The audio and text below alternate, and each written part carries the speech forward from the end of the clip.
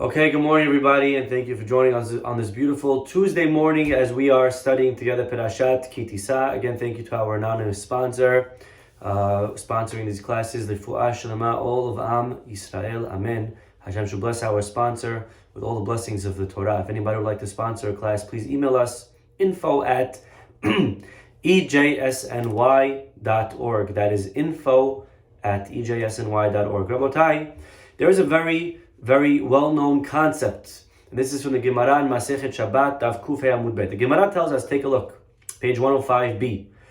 Kach umanuto shel yetzer hara. This is how the yetzer hara works.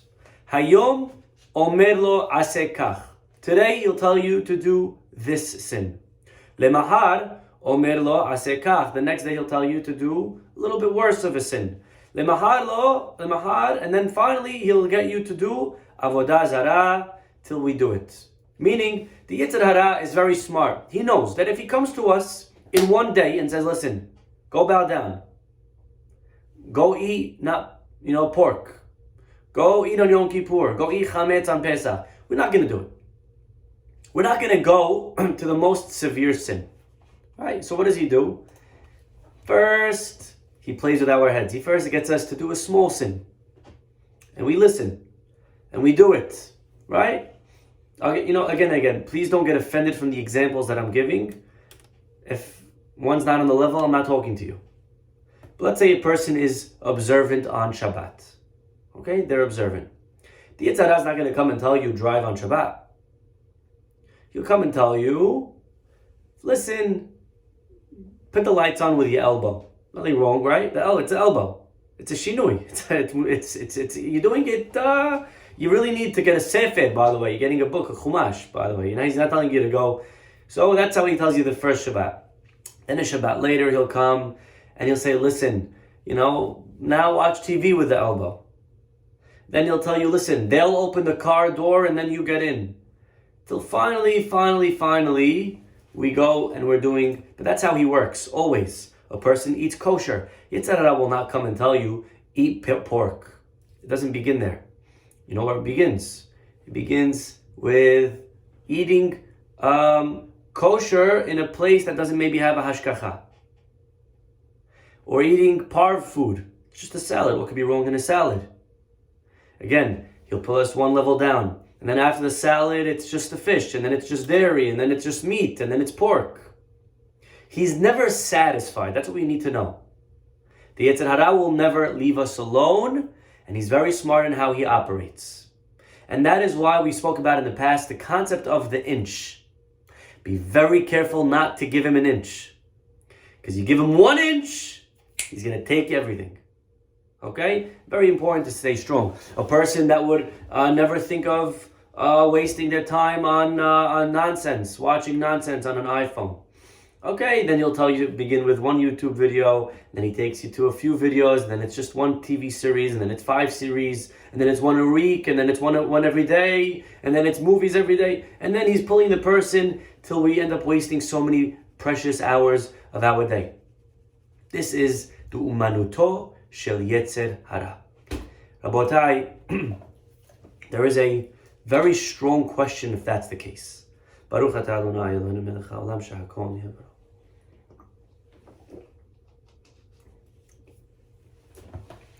That is the case. And again, I'm sure we all are able to relate to this in one way or another. We came back from yeshiva.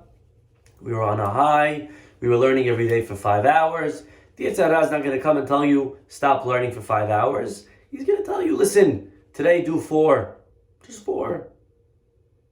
And then next week, just do 2. And then you'll make it up tomorrow. So do 0 today and 10 tomorrow. Till, right, we're pulled on this crazy roller coaster. Rabbi, I want to share with you a very powerful question from Rav Chaim Shmulevitz in his famous Sichot Musar. Rav Chaim Shmulevitz was the mashgiach of the, I believe the Mashiach in the Mir Yeshiva. Okay? And he has a sefer called Sichot Musar. If you read Hebrew, it's a must-have. It's one of the first Sfarim I ever bought.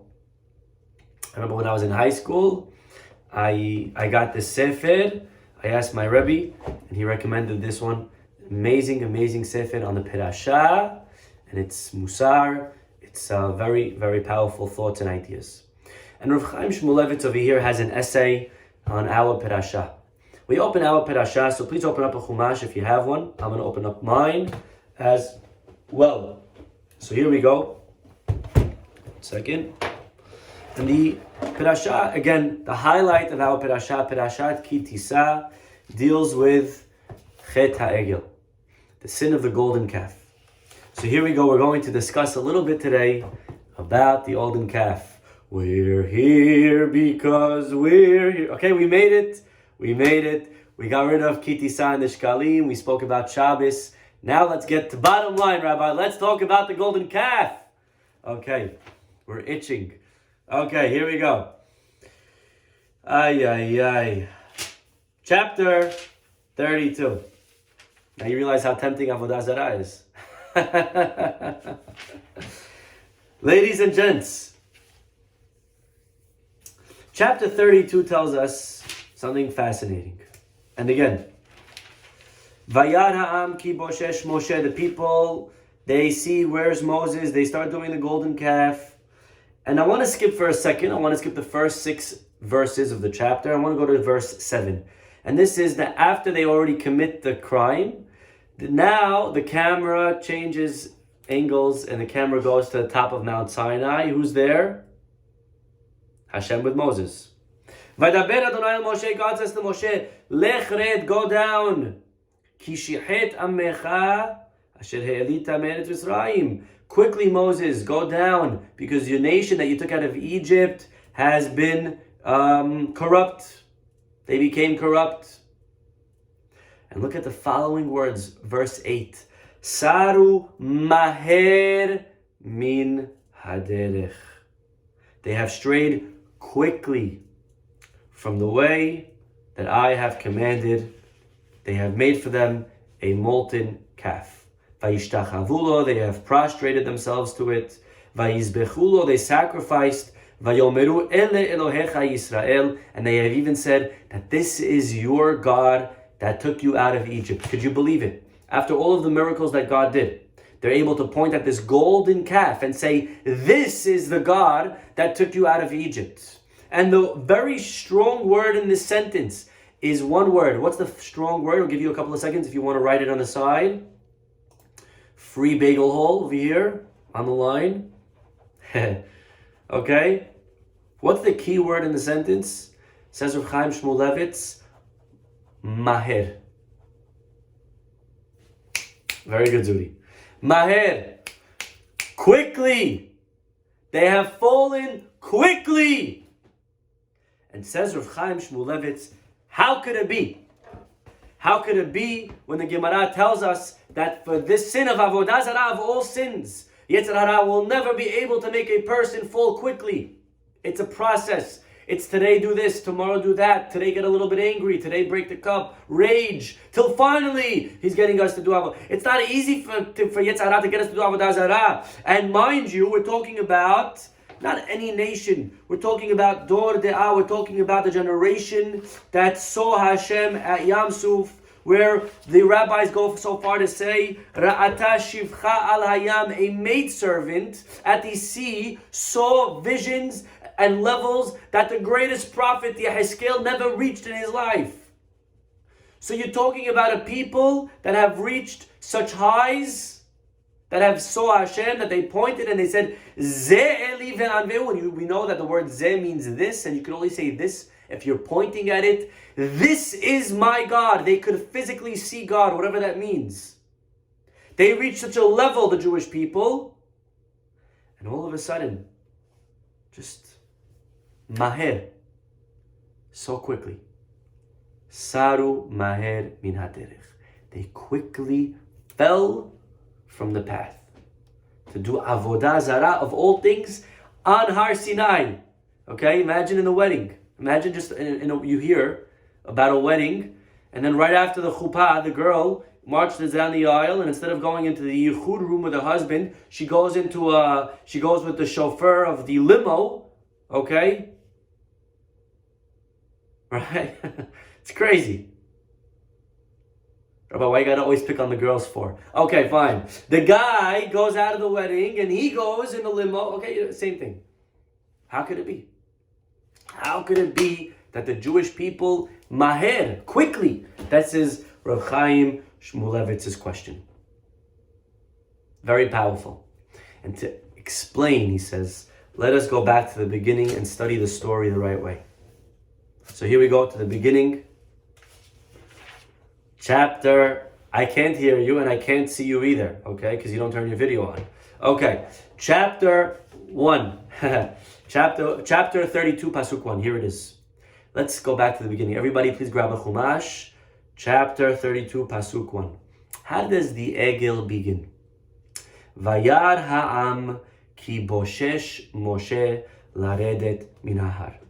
Says the Pasuk that the people, they saw that Moses was boshesh. What does boshesh mean? Delayed.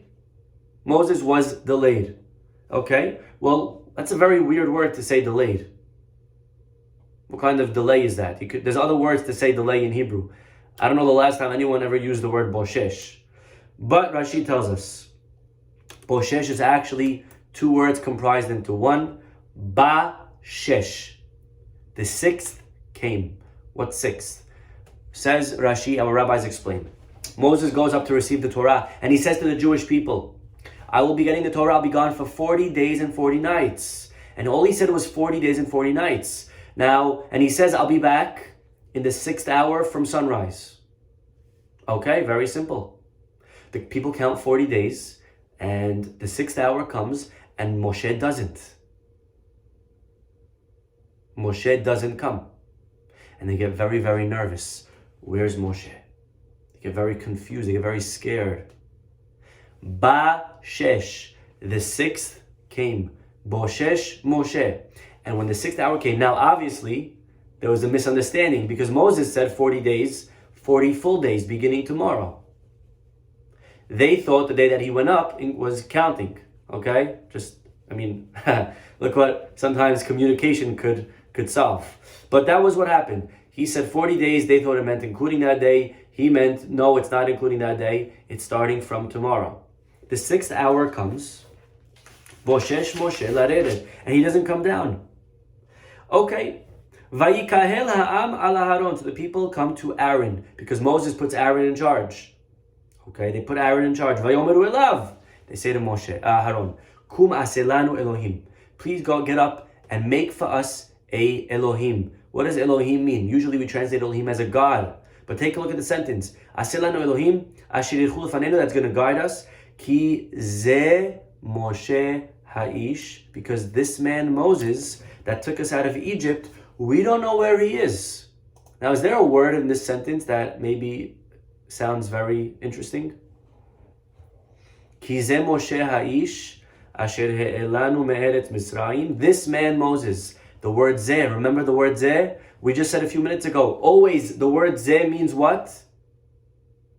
Zeh means this. You can only say this if you're pointing. Who are they pointing to when they said to Aaron, this man Moses, we don't know where he is? What do you mean, this man Moses? If you don't know where he is, how can you be saying this? And if you're saying this, that means you're pointing at him, so you know exactly where he is. Says Rashi over here, such a powerful Rashi, Ki ze Moshe ha'ish kemin dmut Moshe hir'a lahem hasatan. Satan came, says Rashi, and he brought an image of Moshe in his coffin. And the Jewish people at Har Sinai, they reached certain levels of prophecy. They were able, it was a false vision, but they received a vision that they saw Moses dead. And when they saw Moses dead, they said, Ze Moshe ha'ish. This Moses, he died. And therefore, we need a new leader. But says Rav Chaim Shmulevitz, Rabotai, this is the key to understanding everything that we're talking about. Because the Satan comes and says to the Jewish people, Moshe Rabchen Hechanu, where's your leader Moses? It's already the 6th hour of the day, Ba-shesh, and I don't see him anywhere. Amrulo ala marom. They said back to Satan, he went up to the heavens to get the Torah. Amar lahem, he said back, yeah, but Bashesh, the 6th hour is here. Velo hishgichu bo, the Jewish people ignored and disregarded the claims of the Yetzer Hara. Until he showed them the image of Moses' coffin. And that's what they said, Kizeh Moshe Aish. And it's in this one statement that our rabbis are revealing to us one of the most important, Rabotai, please listen to this. One of the most important rules of Judaism. And that is, Misha'ash Yatzu Mitzrayim, says Rav Chaim Shmulevitz, once the Jews left Egypt till today, who was their leader? Moshe Rabbeinu. He was their leader. He guided them. He did the miracles for them. He did the makot for them. He split the sea for them. He was showing them the way to go. He was their everything. And all of a sudden, Moshe is gone. And the Jewish people at that moment entered a state of confusion. And this is the key. When a person enters a state of confusion, or abandonment, or depression, or rejection, when a person feels any one of those feelings, a person begins to lose sense of self-esteem, and everything that they are experiencing in their lives, one negative feeling like that, again, a rejection, someone abandoned me, a failure, doesn't matter. A person could fall from the top all the way to the bottom in 1 second. The Yetzer Hara, when a person is in that mode, he could take you and all of the rules go out the window. All of the rules that he has to play by, of he has to pull you down every day, slowly, all the rules don't apply. And he could take us and we're in a free fall. And he takes us to Chutes and Ladders, right? You ever played Chutes and Ladders? Right? You get the big slide, right? Yetzer Hara takes us on this huge decline very, very, very, very fast. When a person is in a decline, when a person's in a stage of rejection in their lives, and it's so important, Rabotai, and we're going to bring a few proofs of this. But when that happens, the Yetzer Hara does no longer need to take a person because he is able to make the person do the worst sins in 1 second.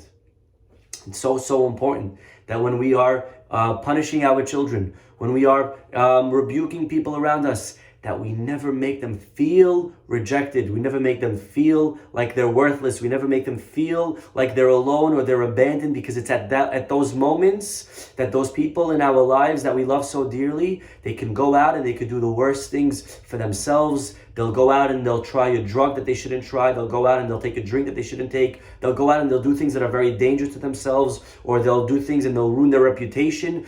Things that are very, very bad for a person, but they will do it if they feel alone, abandoned. To be very, very careful. Rabbi Twersky brings a beautiful story that one time he played, he had a rabbi over his house. He was a little boy, and there was a rabbi staying by him for Rosh Hashanah.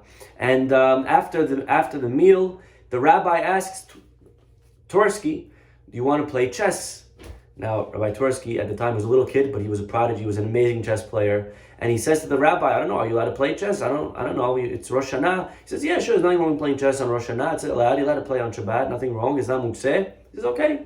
So they played 2 games, and Rabbi Twersky creamed the rabbi in both. Okay? He won both games. Anyways, he goes to Mincha later on that day, and as he's davening, the Gabbai comes over, and he says to him, to the little boy Twersky, "Your father, the rabbi, wants to speak to you." So Twersky goes into his father's office, and he doesn't look up. He just says to his son, "I heard you played chess today." And Rabbi Twersky, all ashamed, he says, "Yeah, I did." And he said, "We don't play chess on Rosh Hashanah." And Rabbi Twersky is standing there. He just wants to be buried. And he's waiting for his father to pardon him, because you don't leave without your father excusing you. This is like the army, you know what I'm saying? You can't just walk out on your father. That's not a thing. Maybe today it is, but that's not. They used to respect their parents once upon a time. And he's waiting there, and he's just red in the face, and he just wants to go and cry, and he's just waiting for his father to say, "Okay, leave," and his father's not saying it. Finally, his father looks up and he says, "Did you win?" And he says, "Twice." And his father smiles and says, "Okay, you could go." And Rabbi Twersky says this his whole life. He would always remember this story, how his father rebuked him, but he made sure to give him a feeling of self-worth, not to take away. You could rebuke without ruining a person's self-esteem, not to make a person feel abandoned or rejected, not to give them feelings of depression or confusion, Rabotai, because when we do have those feelings, a child could go out and they could say, "You know what? You don't accept me? No problem. I'll find people that do." A spouse can leave after a big fight and say, "Okay, you know what? You don't value me? I know someone that does." A person could go out and they'll say, "God, you don't care about me? All right, I'll find someone that does." So as an example, look at the first story in the Torah of the two brothers, Cain and Hevel. And the Pasuk tells us, and this is all again Rabbi Chaim Shmulevitz. Vayhi bihiotam basadeh. One day, Cain and Hevel, and we know the story, right? Cain brings a korban to God, and Hevel brings a korban to God. God accepts Hevel's, he doesn't accept Cain's. The Pasuk says, the next day they were out in the field, Cain gets up and he kills his brother. However, the Pasuk says, Vayomer Cain el Hevel. Cain says to his brother. The problem is, it doesn't say in the text what he actually said. What did he say to his brother? And therefore the Targum comes and it fills in the gaps. Listen to what the Targum says. Ane Cain ve'amar laHevel. Cain says to his brother Hevel, Let din ve'let dayan. There is no judge, there is no creator, there is no why, there is no purpose, there is no afterlife. This whole world is random. There is no paradise, there's no punishment, no one's accountable for their decisions. Now Aaron said, what are you talking about? Aaron. Hevel said, what are you talking about? There is, of course there is. And as to Chaim Shmulevitz, how can it be? How can it be that this fellow Cain, who just a few minutes ago was bringing sacrifices to HaKadosh Baruch Hu, he was the one that invented the concept of a korban. The first sacrifice, good trivia question. Who was the first person to bring a korban to Hashem? See if people know it. Okay? This was Cain. And just yesterday, he recognizes God. And now he's saying to his brother, there is no God, there is no creator, there's no why. And then he gets up and he kills his brother. How could it be that this guy went from korban to an apostate, to a denier, to a kofir? From korban to kofir, how could it be? Says Reb Chaim Shmulevitz, that's what happens when a person gets rejected. I brought a korban to Hashem. You know what God said to my korban? No. When a person feels that negative feeling, that they lack any self-worth, they feel like they have no more purpose in life, they're able to be manipulated by the Yetzer Hara in any which way, shape, or form. It is so careful that when we are in a decline, we make sure not to let ourselves fall too much. I'll give you another example. How did, according to our rabbis at least, how did Christianity begin? The first, the founding father was a Jew. Yeshu. Right? The Gemara calls him Oto Ha'ish. That guy. We don't even call him by his name. Okay? That guy. He was Jewish. What happened that he left Judaism to start this whole religion over here? Right? We forget sometimes that he was a Jew. He grew up, he went to yeshiva, everything. And he became a Christian and his students started a religion that ended up causing so much death and pain to Am Yisrael for the next 2,000 years. Today we look at the Christians and we're very peaceful with them. We have same values. It wasn't always like that. Okay? Throughout history, we have been persecuted time and again. And it all started from this guy, Yeshu. How did it begin? What was the origins of Yeshu? The Gemara tells us that one time, he actually was a Talmid of a Tana. His Rebbe was Rabbi Yoshua ben Parachia. And they one time were at an inn, and the rabbi said, very good, the rabbi said, after they left, how nice is the innkeeper? And the rabbi said the word nice, meaning how nice are her midot. But Yeshu, one-track minded, he heard nice and he thought the rabbi was talking about her physical appearance. And Yeshu said, I don't know, she's like a 5 out of 10, I guess. Her eyes are like a little weird. And the rabbi said, you thought I was talking about her looks? And he took out his shofar and he blew the shofar, which was a sign of, not Mashiach's coming, but it was a sign of Cherem, you are excommunicated. And now the student excommunicated, which back then was a serious thing. Today, a rabbi excommunicates you. You go to a different rabbi. You go to a different shul. You go to a different community. Nobody cares. Back then, you had zero status, okay? It was like everybody just wants to leave anything to do with you. Everyone, right? They stop being your friends on all of social media platforms. Goodbye, right? Everyone's going to leave all of your chats. It's just, you lose everything when you put in Cherem. And that's what happened. He was put in excommunication. And of course, he wanted to apologize. So he did tshuva. And he comes to his Rebbe and he says, I'm sorry. And the rabbi said no. The rabbi wanted to see, was he sincere? And okay, that's fair. And he came back a few days later, Rabbi, I'm sorry. And he says, no, I don't think you're sincere yet. And finally, the next time, the rabbi said, okay, this time when he comes, I'm going to accept. Problem was, the next time when he came, the rabbi was in the middle of Shema. And we know that you're not allowed to interrupt in the middle of Shema. Again, we're very far removed from this concept today because sometimes, unfortunately, in the middle of Shema, we're talking to people. We don't concentrate on Hashem. We're reading other things. We're answering texts. We're reading emails or looking at other things on our phone as we're saying the very holy Shema. Okay, we should not be doing that. Anyways, the Rebbe is saying Shema, and the student comes. Yeshu, he comes and he says, Rabbi, I'm sorry. And Rabbi Yoshua is there saying Shema, so he's just like closing his eyes. And the student says, Rabbi, I'm sorry. And he's just closing his eyes, can't answer. And finally, the student says, Rabbi, I'm sorry. Papa! Right? And the student says, all right, you know what, the heck with all of this, I'm out. And he leaves, and that's how Yeshu began. That's how Christianity began, according to this version of the Gemara. But what's fascinating, says Rav Chaim Shmulevitz, it's the same exact concept. What happened? Here is this student that went out and he started his own religion and denying God and starting a whole different concept. How could it be? How could it be that he went from this to that overnight? Actually, says Rav Chaim Shmulevitz, it's the same exact thing that we've been talking about all along. That when a person feels abandoned, when a person feels pushed away, they're able to fall so fast, and it's so dangerous. Here he felt, my Rebbe left me. Doesn't care about me. I'm rejected.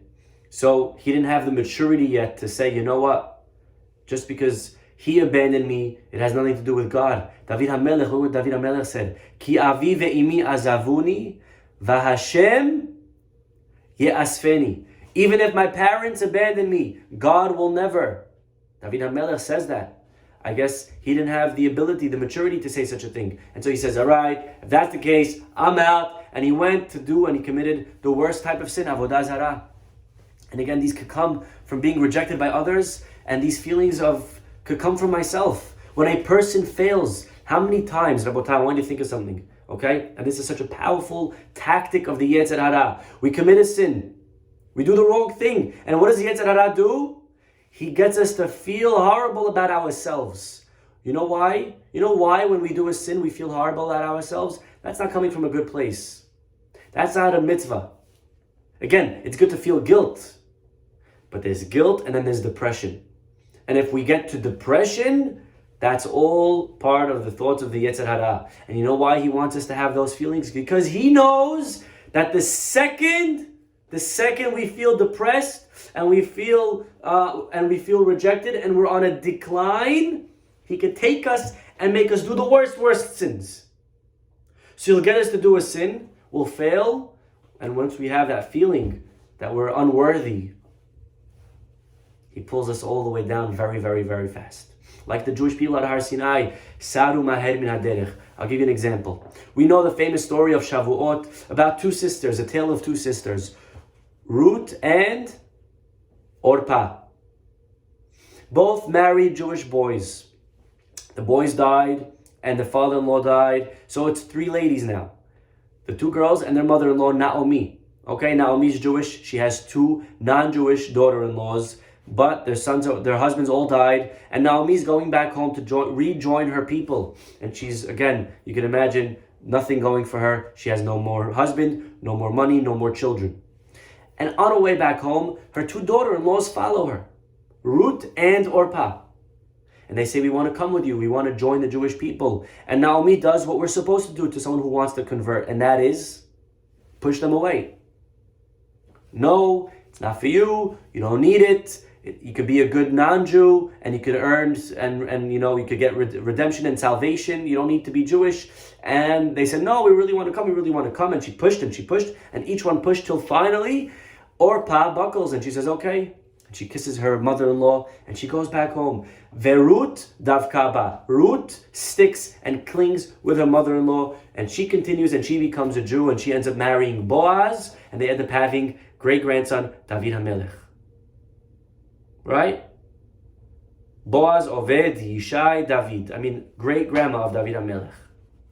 David sat on the throne, and Ruth sat right next to him. So this is powerful. Okay? Rabotai, whatever happened to Orpah? The one that left. Well, our rabbis have something very interesting to say. And we're going to leave out the details. But our rabbis say, Oto Laila, that night that Orpah left her mother-in-law, she went out and she did something very immoral, not with one person, but with many people. And some say even with not people, with worse than people. But either way, ask Shul Chaim Shmulevitz, how could it be that there's this lady over here that was ready to join Am Yisrael and to convert? And by the way, according to one opinion, she was a princess. So she's leaving all of that to join the Jewish people. She's reaching such a level of spirituality.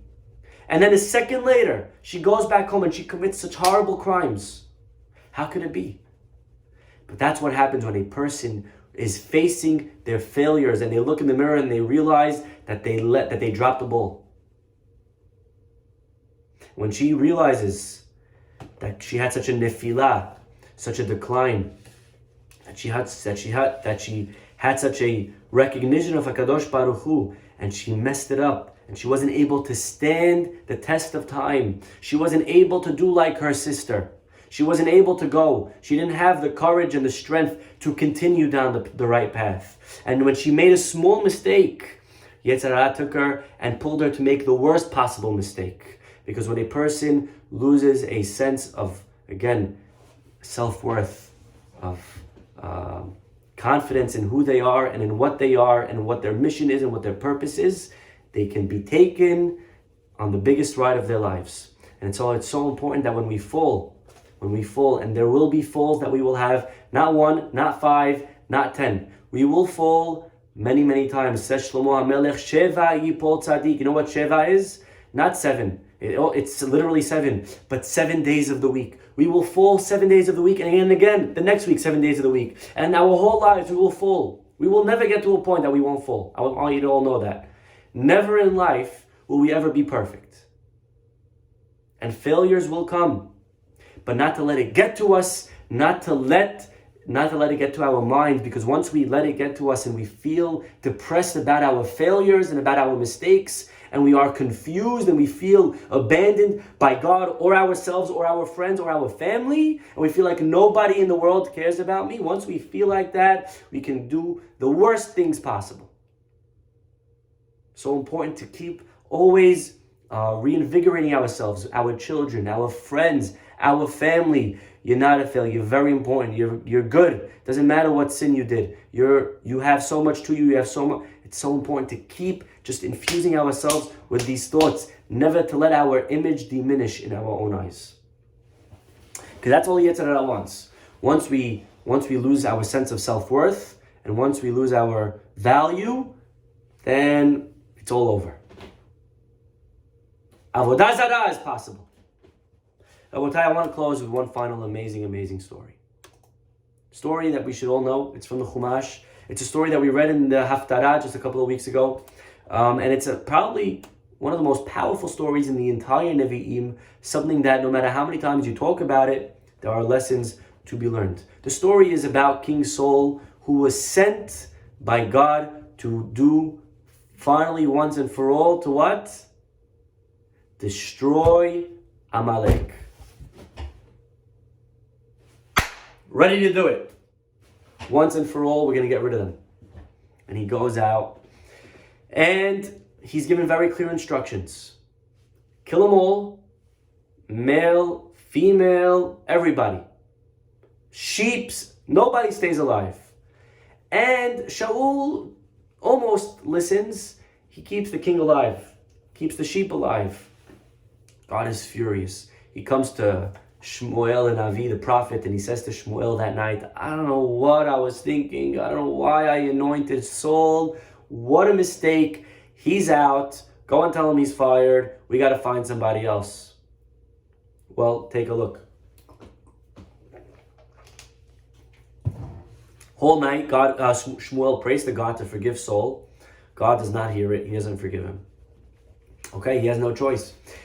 Shmuel goes to Shaul the next morning and he says, listen, Shaul, and Shaul sees Shmuel. He says, Shmuel, Hazak Baruch, we did it, Rohi Habibi. Yes, sir, we did it. Right? Okay, I don't know that he said Habibi. But anyways, he said, we did it, Hazak Baruch. And Shmuel says, really? You did it. You did everything that God told you. He says, yes, Hazak Baruch, we did it. He says, okay. You killed everyone, like we said, because it's interesting. I hear sheep in the background, and I thought we discussed that. He says, the people they wanted to bring a sacrifice to God. I didn't want to make a big deal, and I said, okay, instead of killing them on the battlefield, we'll kill them in, we'll kill them on the Mizbeach. What's the difference? Kill them here or kill them there? It's the same thing. It's the same killing. So I think I'm still on the same page as God. And he says, no, but I thought I told you, no one stays alive. Everyone has to die on the battlefield. Why didn't you listen to God's voice? You did what was evil in the eyes of God. And Shaul doubles down. Shaul's like, I did what God said. And I went into the way that he sent me. And here's the king. And we could kill him now. And the animals, we'll kill him on the Mizbeach. And I'm going to do everything that God said. And I sound like Jerry Seinfeld. Okay? And, right? Sorry about that. Right? And finally, Vayomer Shmuel says, you think God wants your korbanot? God doesn't want your korbanot. He doesn't want your zvachim. He wants you to listen to him. And finally, Shaul says, all right. Chatati, I'm sorry, I sinned. Please forgive me. Vayomer Shmuel Shmuel says, I'm sorry. I cannot come back with you because you have been despised by God, and that's it, you're out. And he turns around. And as he turns around to leave, Shaul grabs Shmuel's robe. I mean, they got to make a movie about this scene right here. This is a crazy scene. Just watch this. Just try to picture it, okay? The whole nation's there. The king and the prophet.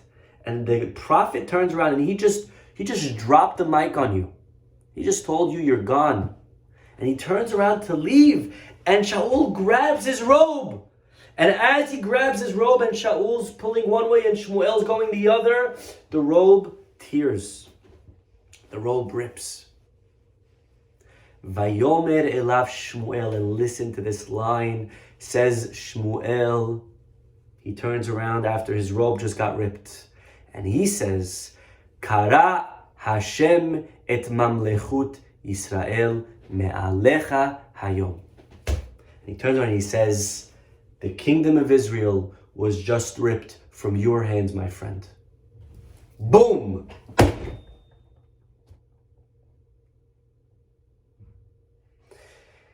Vayomer chatati, Shaul cries and he says, I've sinned. Please, and now look at this pasuk, and tell me how pathetic this sounds. You ready? Vayomer chatati. Okay, we're almost done. If you're tired, I'm sorry. Okay, Vayomer chatati. He says, I've sinned. Ata kabedeni na neged ziknei ami. Look at this. This is unbelievable. Okay, I'm going to read the English to you because I don't want to translate it and then do injustice. But Saul pleaded, I did wrong. Please, you ready? Watch these powerful words. Kabedeni na, honor me in the presence of the elders of my people and in the presence of Israel, and come back with me until I have bowed low to the Lord your God. Meaning, you understand what's going on over here? Shaul says to Shmuel, okay, I got it. I'm fired. You're going to rip the mamlechut. You're going to rip the kingship from me. Fine. Just please come back. It's part of the ceremony when we come back from war. The prophet joins the king in bowing down to God. Please come back with me. Bow down in front of the eyes of the people. I mean, you realize how pathetic this is? Imagine a person just lost their job. Not just any job. They lost a very prestigious position. And they say, all right, listen, boss, do me a favor, please, come on. My good friend Mo is looking over here. Can you just walk me out with his shoulder around so it doesn't look like I just got fired? You know what I'm saying? Can you just hook it up for a brother? Like, really? That's what you're thinking about? You just lost the kingship. You lost everything. You care to just have some honor in people's eyes so that they shouldn't think you got fired? They're going to find out, by the way, they're going to find out tomorrow you got fired. You're worried about a few minutes of your dignity?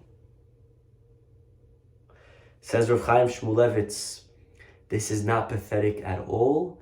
This actually shows you Shaul's greatness. What? Greatness? What are you talking about? Yes, this is actually showing us the greatness and the genius of Shaul.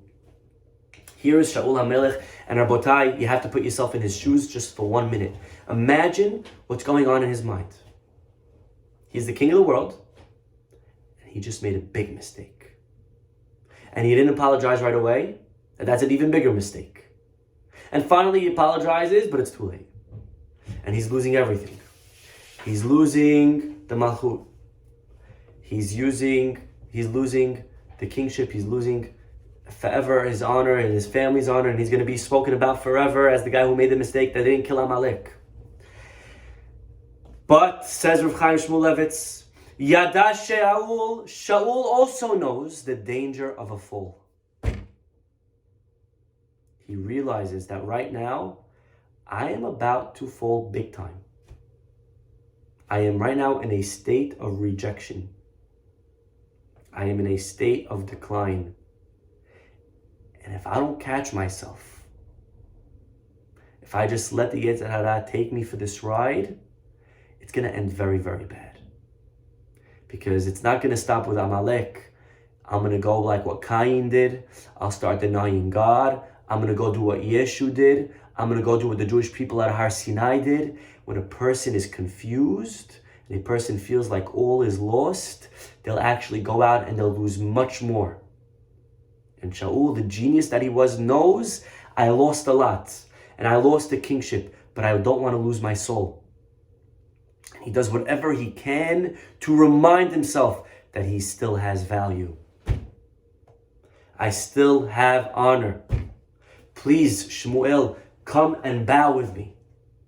Not because I need the kavod, but I need to remember in this moment that although I messed up and I messed up big, did you win?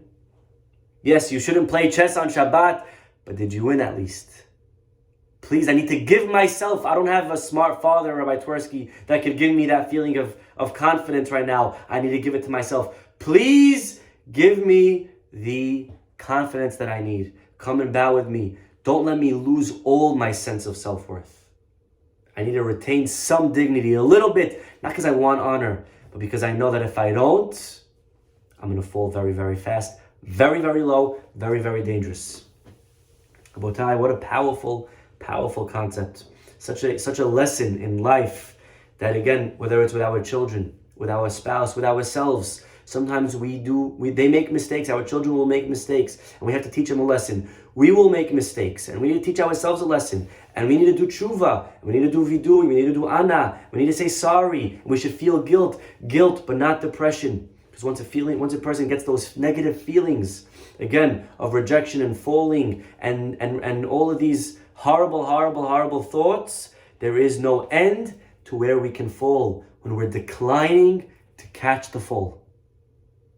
That is maybe in one sentence, that when we fall, we should catch ourselves. Because we're going to fall. But not to let the Yetzer Hara have now a carte blanche to do whatever he wants to us. And that's sometimes what happens. We make mistakes. He says, oh, look at you. You see, look, you're not what I thought you were. You're not worthy of those things. You think Hashem cares anymore if you pray? You think he wants to hear your prayer now? After what you did? And then we're going to miss prayer for the next month. We're going to miss learning for the next month. We're going to stop doing chesed for the next month. We're going to do even worse sins for the next month. That's all part of his tactic. We got to be very smart, like Shaul, to catch ourselves, to remember, I messed up, but the fall stops here. I'm still important. If I'm alive, that means that God is believing in me. If I'm alive, that means that God is giving me another chance today. Whatever I did yesterday is irrelevant. We should be zocher to apply these lessons in life, Rabotai, and we'll be able to catch ourselves and grow to unbelievable heights. Amen.